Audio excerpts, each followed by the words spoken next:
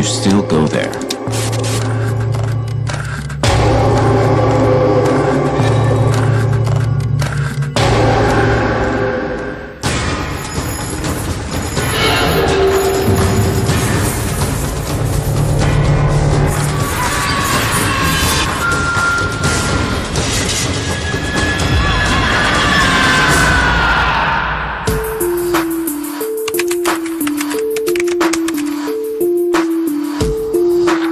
Clark Air Base, the Philippines.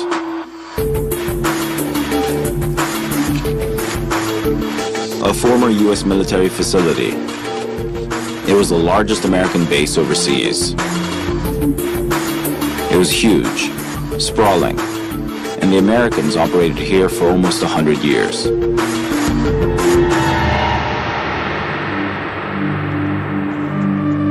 Long enough for plenty of ghost stories to emerge.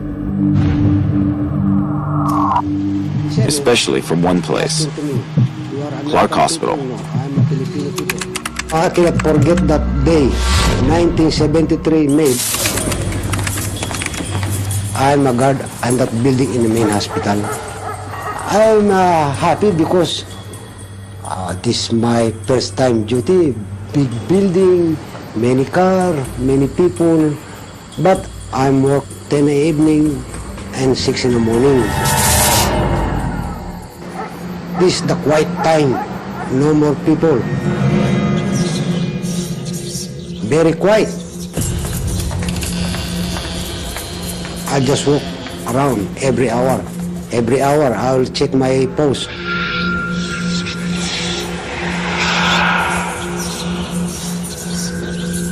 In the midnight, after nobody people are working inside, I hear the noise of those boots in the cement.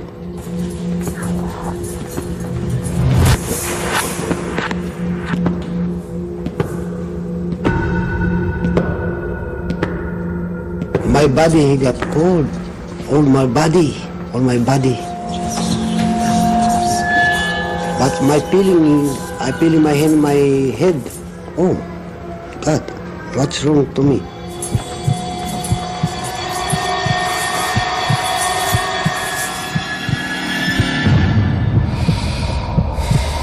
I'll show him there at the first floor. He's a big guy. He have a fatigue camouflage, a complete uniform. And when I look the face, no face, my heart, it just bump. I scared. Hey buddy, you gonna smoke? They take the cigarette in my hand. It's very cold. Very cold. Just like you feel the ice.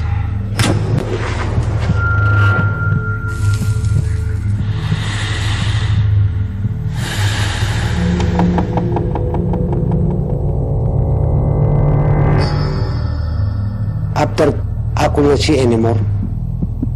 Even my cigarette, I could not see. Where they bring it, the cigarette, he just go away.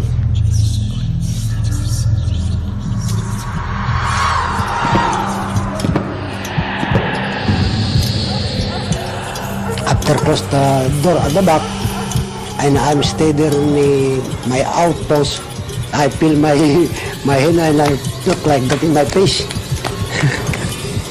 I told my body, oh, that's a ghost. That's a ghost. I don't believe in ghosts. My theory was that by looking into the past, into what really happened here at Clark, I'd find some true horrors.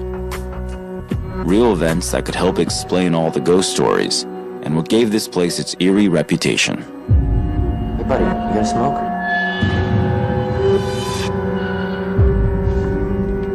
Clark was built way back in 1903. What went on at the base that caused so many people to fear it? Ramon, the security guard, claimed he encountered the ghost soldier at the base hospital. That was the place to start.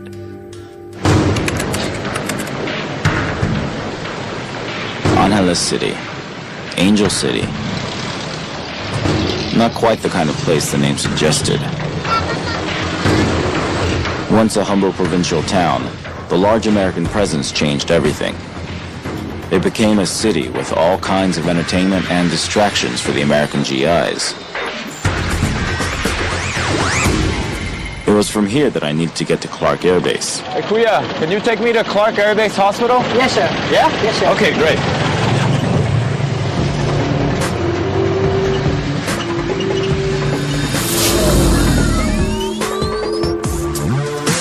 This is where the GIs came for R&R.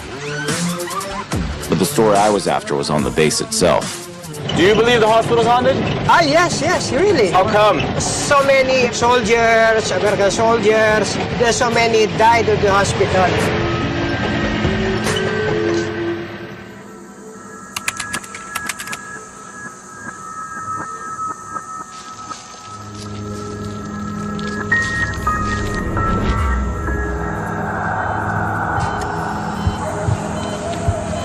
Hard to believe this was once a place that cared for soldiers on death's door. There were no signs of it having been a hospital in the past. What was happening here when it was operational that might have caused Ramon to believe he saw a ghost soldier? Upon closer inspection, the building must clearly have been built in the 60s, and yet you get the feeling that the people who left here in a hurry. It just makes you wonder why, what could have happened here, and you can see why so many people tell ghost stories about this place.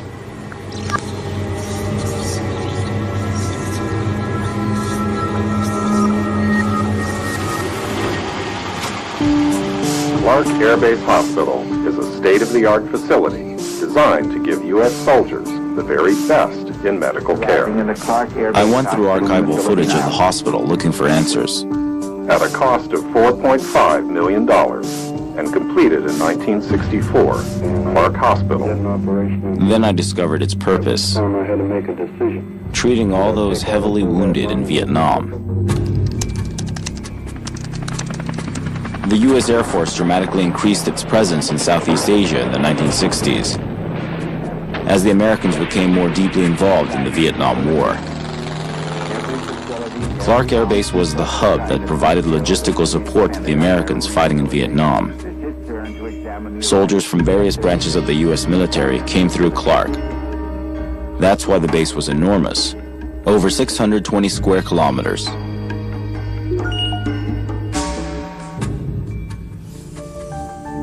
Mike Scully had been an Air Force medic at the base hospital. He agreed to show me around. That's Kelly Cafeteria, and that was the Kelly Theater. We're coming up here on the riding stables, and this was the NCO club, I think, until the early 80s. And what was the mood on base and in the hospital as far as wartime or things like that? I arrived in early May of 1975, and the fall of Saigon was sometime in early April of 1975. As far as the veterans coming back from Vietnam, that was done by the time I got here. That was finished. What was the hospital like back when you were here? We had a huge airmen's club and NCO club and officers club. It would be a free steak and free drinks, and they'd bring in boxing matches boxers from Manila. I've actually heard a lot of ghost stories from guards and such, the Filipinos who worked there. While you were at the base, did you hear anything like that? I really don't remember hearing the stories when it was there. The hospital was the best place I ever worked in my life. This was considered to be paradise. When Mike dropped me off at Clark's main gates, I decided to explore the neighborhood.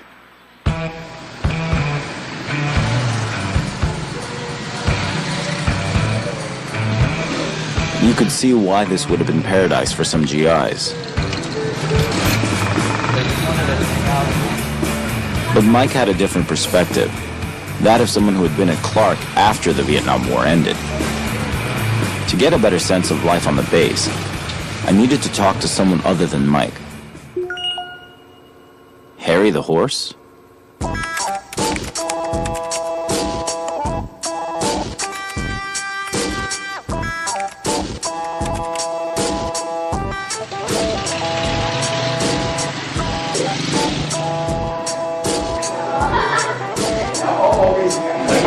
Okay, I'm looking for Harry the horse. He's upstairs. Are you Harry the horse? Oh, yes, indeed. The one and only. Come on in. Great. I was told that you were the man to talk to find out stories about Clark. I've had a little bit of history of Clark, yes. You were here just around the end of the Vietnam War. What was the awareness of the scale of the death and casualties? We were not really, maybe it's just me, but life was going on as such, you really didn't think about that. When the base was here, it was wonderful. For Americans, the expats, retirees. So it was paradise. It's interesting you say paradise because I keep hearing that phrase, but I mean, there must be more to the story than that. How aware were you of the war and its casualties while being stationed here? How present did that feel? And of course, this was the hospital they brought him into. This is where the mortuary was. So people were aware, but as far as directly thinking about it every day, you really didn't think about it at that time.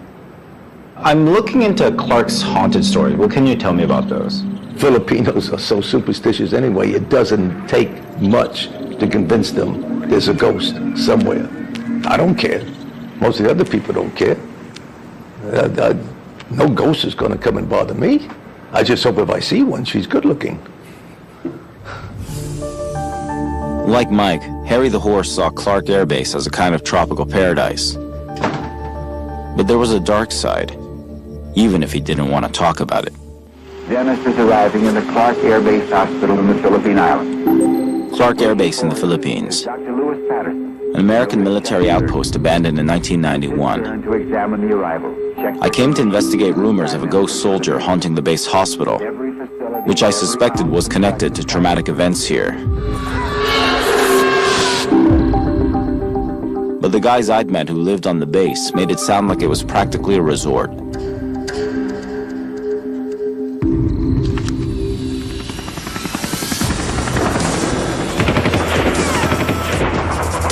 Clark was the major logistical hub for the Americans during the Vietnam War.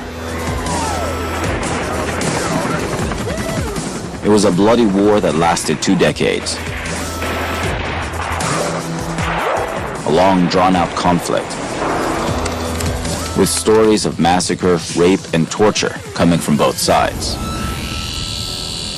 Clark Hospital would have seen many of the wounded, and many of the dead. It's his turn to examine the arrival. This could have inspired the story of the ghost soldier, For the treatment. and explained why many people believed Clark Hospital was haunted.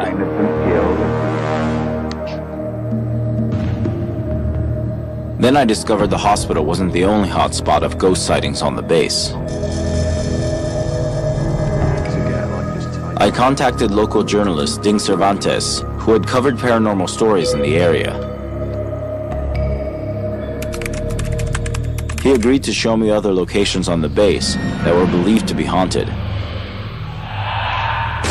This place where we are is one of the reputedly most haunted places in Clark, in this former U.S. military base. And there's a story to it.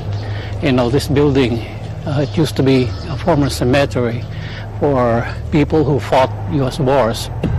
I remember a few years ago, I did interview a security guard who was stationed here, who related to me hearing noises that terrified him. Chains being dragged.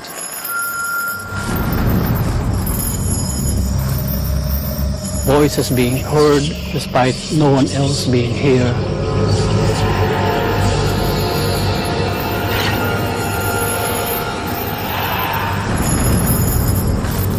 As well as seeing translucent figures of white lady gliding across a portion of this building.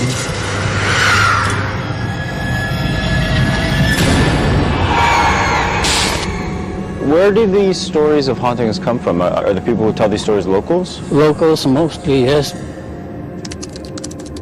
Ramon was a local, and Harry the horse had also mentioned it was locals who believed these stories. I needed to understand the mindset of local Filipinos and their relationship to the supernatural.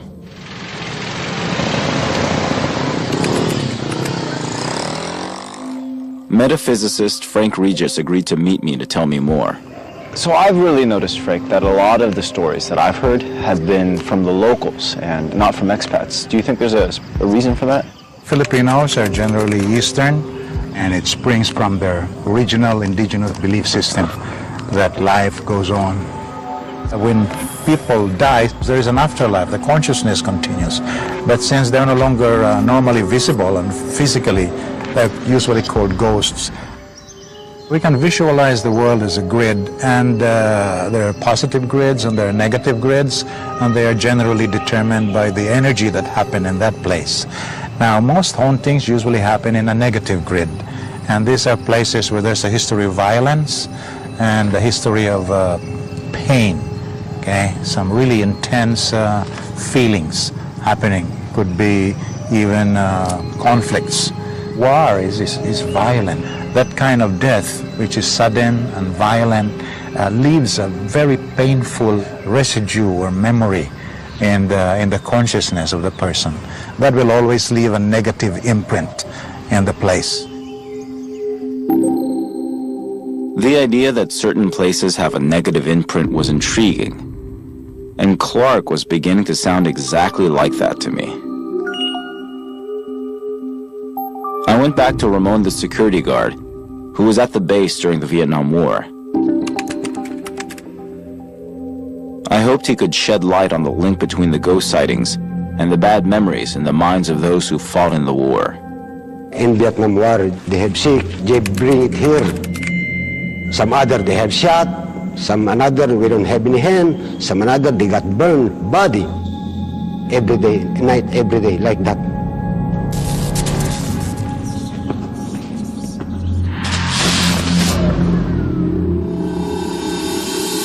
This is the parking lot, and where the people, they come through the bus here. 6 bus loads every night, every day. 6 bus loads? Yeah, they brought here. And then how many people per bus? I know the capacity of the bus, 60 people. 6 buses per Yeah. person? That's more than 200 a day? Yeah. Wow. You know, the American, he's very strong, not like a Filipino. I got shot, But the American, no. He's strong, he just gets cigarette. So once the injured people arrived, where were they taken? They bring it here through the basement. Can you show me where they went? Yeah, I show you.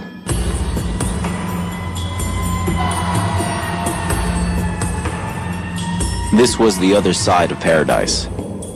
The side some people never saw.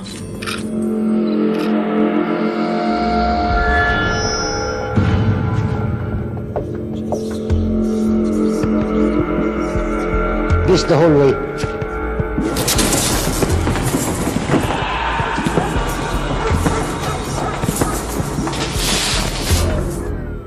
In this area, I intercept those. This is where you saw your Yeah, soldier, your yeah, smoking soldier. Yeah. I saw the ghost between this area. That Right here. ghost. Right here.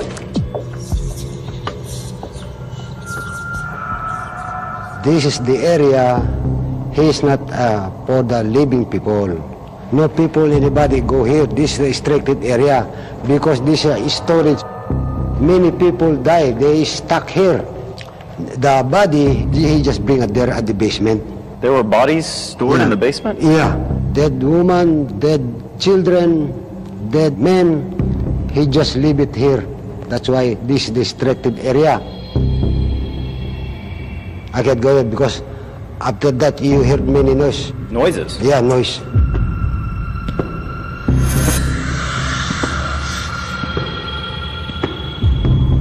Sometimes you hear the, help me, help me. That's why I don't want to go there in this area.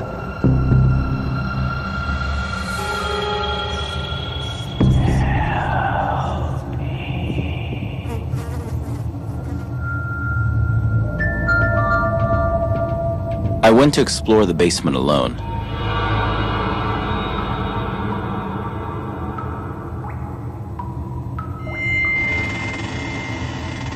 It was one eerie place.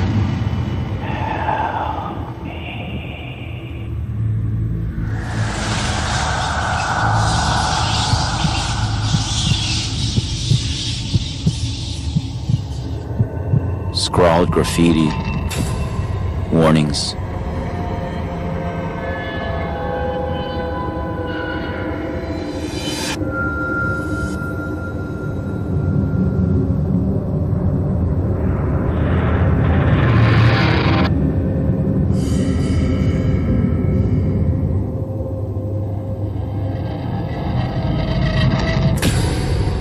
A furnace.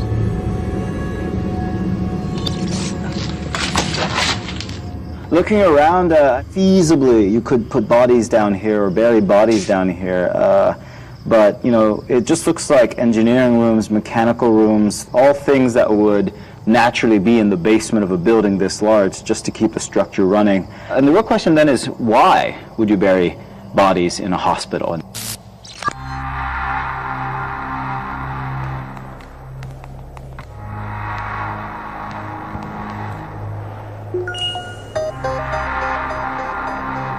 The cemetery. I met veteran John Gilbert, who helped maintain Clark's cemetery. It was originally laid out for 12,000 graves, so we still have over 25% that can still be utilized. You see the whole... So there's still room then? There's still room. Oh, yes. Why would there be rumors then, if there's room here, that in the 70s the Clark Air Base Hospital was burying bodies in the basement? I think that that is one of those unfounded rumors that kind of goes along with some of the local superstitions. There may have been bodies that were kept there for a while in the morgue pending decision from the next of kin for determination of what to do with the remains, but that's just simply not the way military medicine handles remains. According to John Gilbert, the story about bodies buried in the hospital basement amounted to an urban legend. No doubt the number of dead and dying who passed through here inspired the tale. But I wanted to track down soldiers who had survived the Vietnam War and still lived on Clark.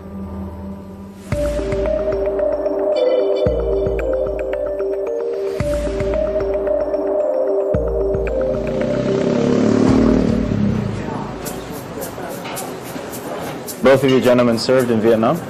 I was intensely involved for 28 months. The first 6 months I was down in the jungle, and I saw some guys, their legs all blasted away and blood and all this and gore and all that. Count my blessings, yeah? And there was a lot of pot smoking went on. A lot.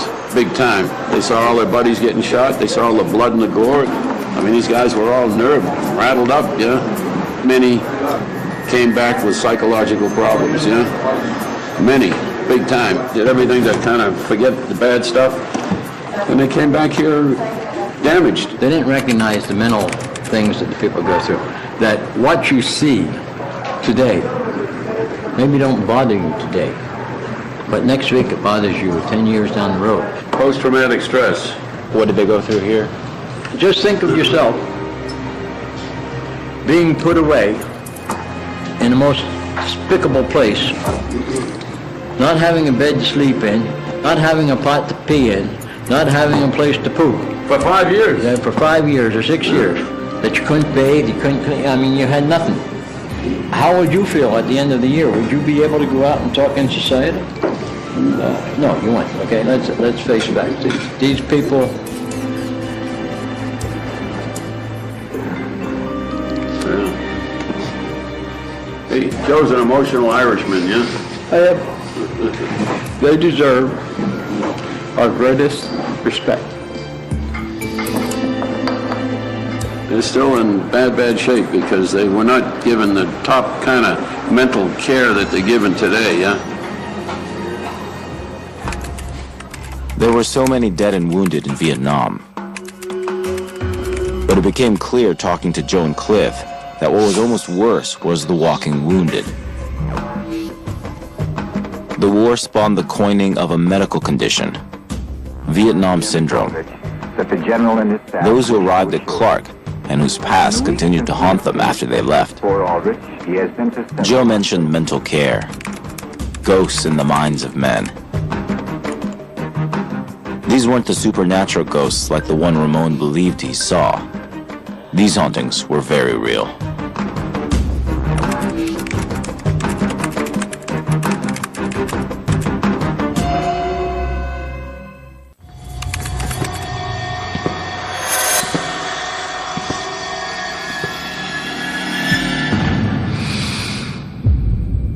I had been looking for what might have inspired the story of the ghost soldier at Clark Hospital.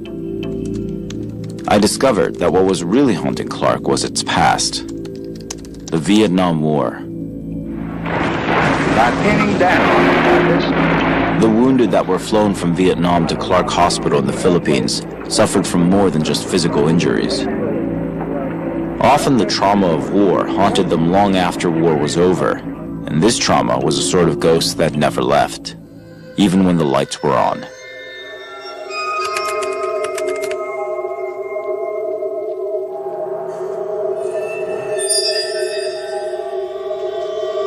Clark was one of the most modern hospitals of its time.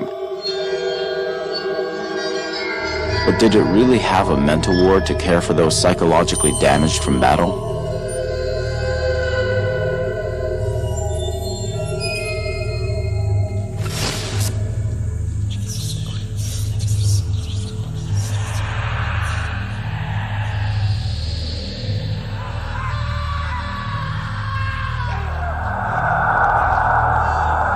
Something felt off about the place. Stripped bare, the rooms appeared more like rows and rows of cells, one after the other.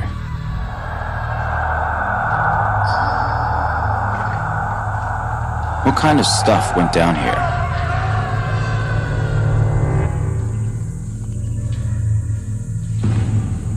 Well, here you go, proof positive that there was a psych unit or mental health clinic here behind the Clark Air Base Hospital. I turned to Vietnam War expert Dr. Andrew Wiest for some insight into the need for a psychiatric ward. I can only presume that the psychic injuries that wound up at Clark were worse than the ones the guys had to deal with in Vietnam. So the facilities... Dr. Wiest explained that Clark had been a hospital for some of the worst casualties of the war in Vietnam. Those who suffered both physically and psychologically. So what's the difference between Vietnam Syndrome and PTSD?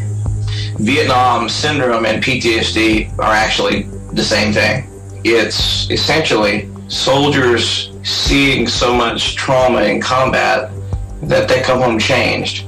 Vietnam Syndrome was the same thing that soldiers have been seeing ever since war began. War destroys young men's souls. And in this case, what in World War I had been called shell shock, in World War II it was called combat exhaustion. After Vietnam was called Vietnam Syndrome, and what's later called post-traumatic stress disorder. PTSD isn't simple. PTSD involves everything from flashbacks to nightmares to being unable to function in society. So if PTSD hadn't been diagnosed yet, how did the doctors treat it? Their job was to stick a Band-Aid on these soldiers' minds and send them back to battle as often as they could. So did they deal with PTSD? Did they attempt to cure it? No, they couldn't have. So the ghost stories from the security guards, do you think those are inspired by terrible things that happened here? These are places of immense trauma, of immense psychic suffering. And I have no doubt that these places would have remnants of that psychic suffering to this day. But very few veterans would have gone back to Clark. They'd probably want to go to where it happened, as opposed to where it was dealt with the first time, if that makes sense. So like if you're wounded in the Hurricane Katrina down here, you probably want to go to New Orleans, not go to the hospital you were treated in. It was clear Vietnam was horrific for the soldiers that fought there. PTSD was as yet an undiagnosed condition that continues to the present day, haunting modern soldiers in places like Afghanistan and Iraq. The war, the death, the killing haunts them long after they've left the battlefield. While several elements of the Marine assault team were being But then I realized all the horror in the Vietnam War wasn't the only thing that left such a huge psychological scar on Clark Air Base. There was more to the base's past. 15 years before Vietnam, it was involved in an even deadlier conflict. In World War II, it was called combat exhaustion.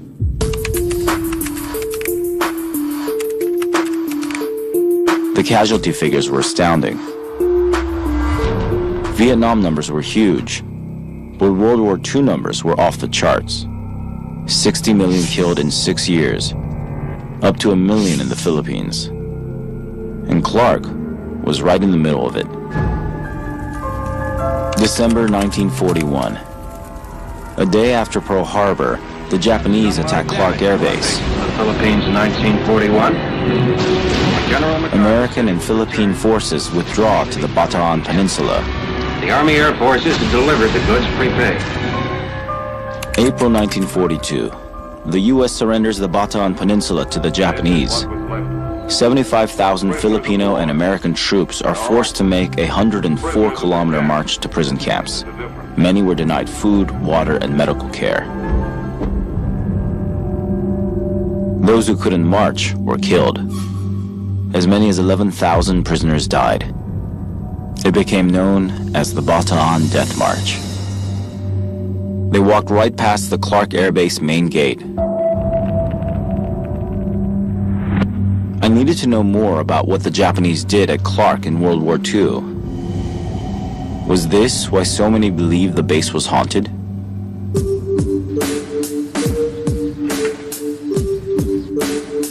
I had a hunch there was even more dark history lurking in the past here.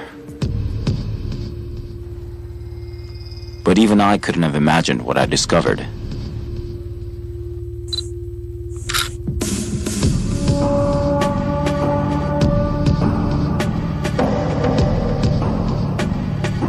Everything I've seen and heard looking around here, you definitely get a sense of the history here, all the hardship and battles that this place has witnessed. One thing that I discovered that I was surprised to find out was that the Japanese kamikazes, the famed suicide bombers, were originally founded here. What the circumstances were and how that came to be, I'm not certain yet, but I'll find out. The kamikaze had been based in Mabalacat, a town like Angeles City right next to Clark. That was my next stop.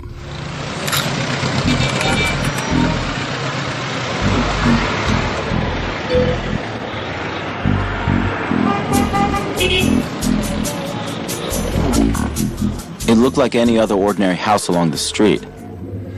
But the strangest thing was it had a Japanese rising sun flag on the front porch.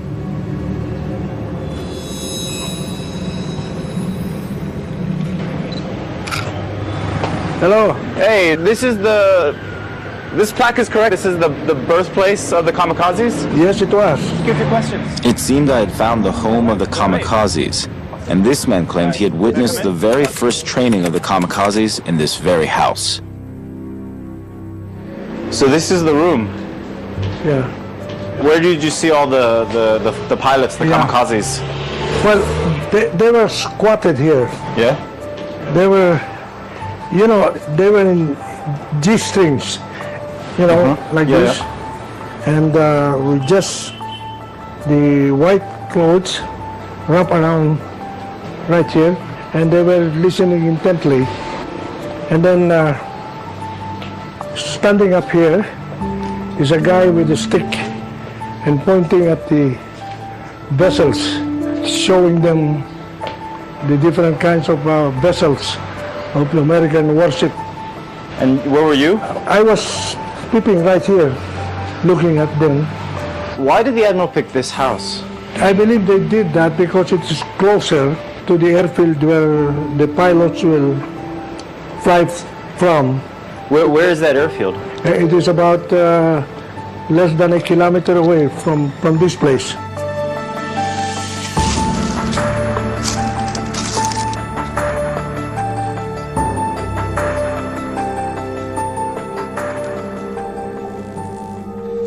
I went to the airfield that Fernando mentioned and discovered bomb shelters there.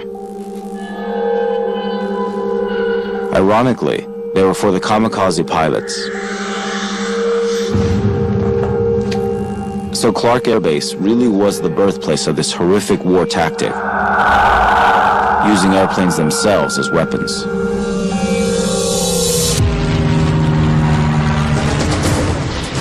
The first kamikazes flew from Clark in 1944,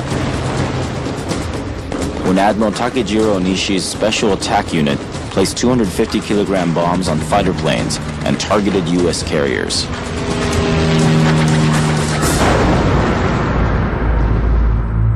That the kamikazes had begun right here at Clark was bizarre enough.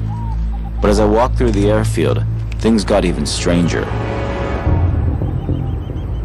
A kamikaze monument that seemed to honor the loss of Japanese lives, despite all the atrocities they had committed in the Philippines. Why would this be here? I'm at the kamikaze monument next to the airfield, and I found a little bit of information that kind of puts this in context. 2 days before, on the 17th of October 1944, American ships had appeared at Suluan Island at the mouth of Leyte Gulf. So maybe this is why the Japanese kamikazes took such desperate measures. I have a researcher historian here. I'm going to contact him to see if this is true. Historian Dan Dizon runs a kamikaze museum from his home in Angeles City. These are the first kamikazes in the Philippines, the earliest, the 201st Air Group. This is Mawarakat, this is the commander. So all of these men here, they were all kamikaze fighters. There, the commander of the first unit. And that is his 250-kilogram bomb that sank the St. Lo. So this plane sank this ship? Yes. They come very high, and then suddenly they plunge direct to the target.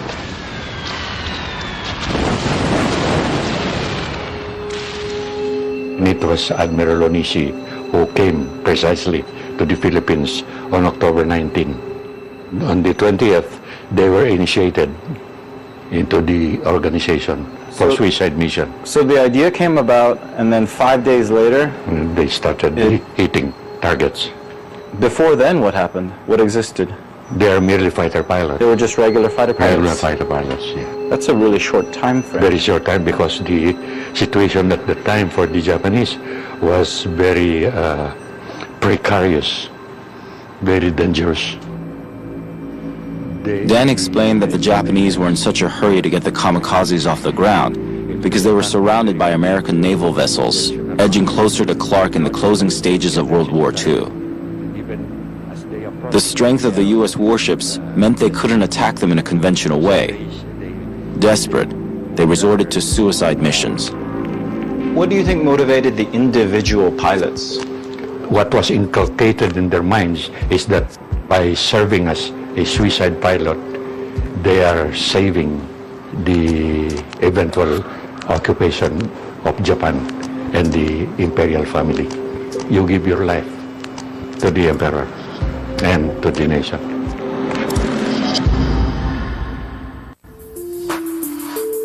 My investigation began with reports of an American soldier haunting Clark Air Base in the Philippines. The base hospital saw thousands of the dead and dying returning from Vietnam. But then I discovered the true haunting. The ghosts inside their heads.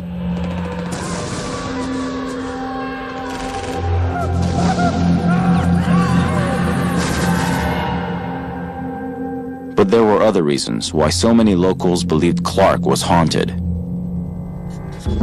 That led me to World War II and the brutal Japanese occupation of the Philippines.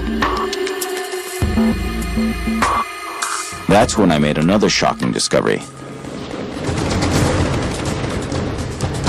The first kamikazes flew to their deaths from Clark Air Base. With so much tragedy, it's no wonder some locals believed Clark was cursed. That kind of death, which is sudden and violent, leaves a very painful residue.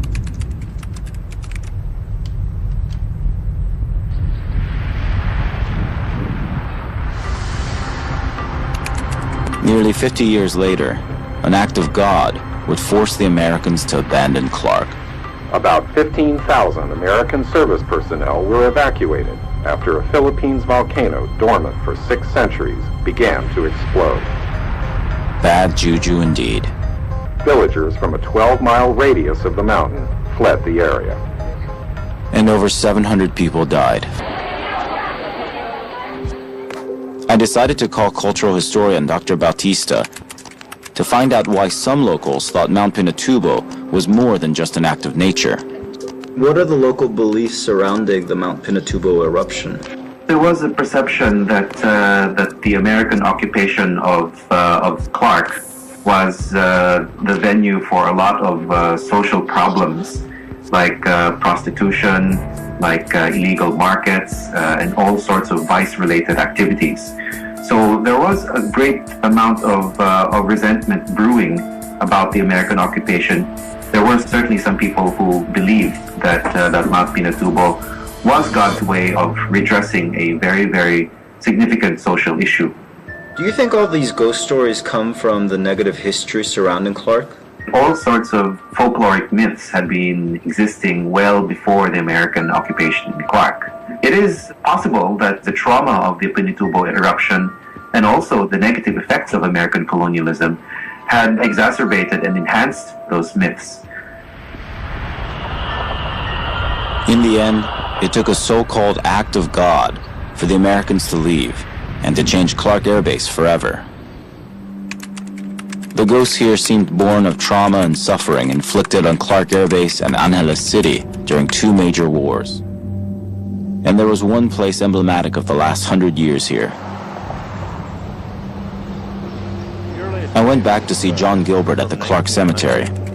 So how long ago do the earliest graves here date back to? The earliest grave we have is a Philippine scout soldier. He was killed in 1900. 1900? Yes, 113 years ago. All the graves here, how many wars are represented? All of the major conflicts of the last century.